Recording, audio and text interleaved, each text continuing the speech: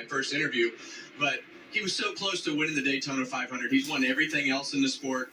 I think having a year under his belt at Richard Childress Racing and knowing how that whole operation works, I think he understands the significance of him wanting to win the race, but he understands the significance and what it means to Richard Childress Racing to come down here and just as a privilege to race in general. Richard makes it very aware that we are going to put as much effort as possible into winning Daytona.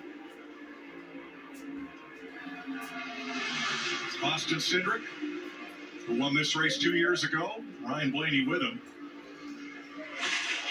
Cindric's dad, Tim, general manager at Team Penske, going into the Indy Hall of Fame this year for everything he's done at the Brickyard. Jamie. Austin Cindric, just 25 years old, won this race in his first attempt at it 2 years ago. He studies more than any other driver I have ever seen, especially when it comes to this style of racing, and it's showing right here. Running up front, and Mike, last year was a year he wants to forget. One top five. Can you imagine if he could pull it off and win this first race of the year? What a shot in the arm for this team. One thing I've noticed here, Clint, and I'll draw this out as we go through the corner right here, but as we enter turn one with this pack, the space between these two cars has become a lot closer. The space on the bottom of this racetrack, there's a lot of track down there on the bottom, and those guys know that side draft is keeping those guys slowed down up top. And a tough break for Justin Haley. He is pitting by himself with fuel pressure problems. The 51's had a great run here at Daytona today, spent a lot of laps in the top three, but he is out of fuel. And coast into his pit stall. You don't go at least a lap down. Last 3 or 4 years we've been down here to Daytona. We've been to Talladega. We've watched this package, right? The Super Speedway package, Kevin. Ford has had a dominant car when we talk about super speedways. With them having a new body, Toyota having a new body, I think Ford adjusted a little bit for the mile and a half, some of the downforce packages. It has really evened this pack up when we talk about Daytona. All three manufacturers very even. Who just dropped to the bottom? Christopher Bell made a third lane on the bottom, and he's got some help. Watch that yellow Camry trying to get to the front. 4 to go. It's time. With Ricky Stenhouse, last year's 500 winner, right with him. Well, they're going to need more cars down there, and the problem is they're going to catch these cars that are a little bit slower coming up to them, and that's usually when it creates problems, especially if they're 3 wide. But those 3 cars in a line, they've got a lot of energy already built up, momentum. I think that's a decent move by Bell. He saw that coming. Here comes an opportunity. Let's use that air off those cars, see if we can get to the front, maybe move up before we catch them. We're going to catch Ty Gibbs, Josh Berry, and Ryan Preece here. Yeah, the problem is if they do catch them, though, I don't know that they're going to go anywhere. And now you see the cars behind Ricky Stenhouse get up into that second lane because they're anticipating those guys being in the way and not being able to go 4 wide. And that's going to take Christopher Bell and Ricky Stenhouse Jr. back. There's just nowhere to go. Went for it. He didn't have the track position, the end of the stage. I like it. Got to try. You see, I think you saw Larson right there dip down. He's going. He is Kyle Larson on the bottom by himself. Coming to 2 to go in stage 2. Lapped cars well to the inside. Or about to be lapped cars. Those teammates are holding strong in that middle. Big shot by Blaney.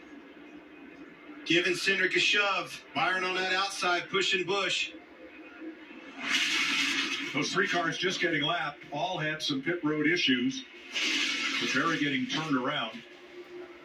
And that's why they're now going a lap down. Gosh, this side by side with that second, the bottom lane moving so close to the outside lane, they're obviously in a position where they feel like it's helping them keep up and keep the momentum, but it keeps getting tighter and tighter and tighter, and it's going to cause a problem at some point.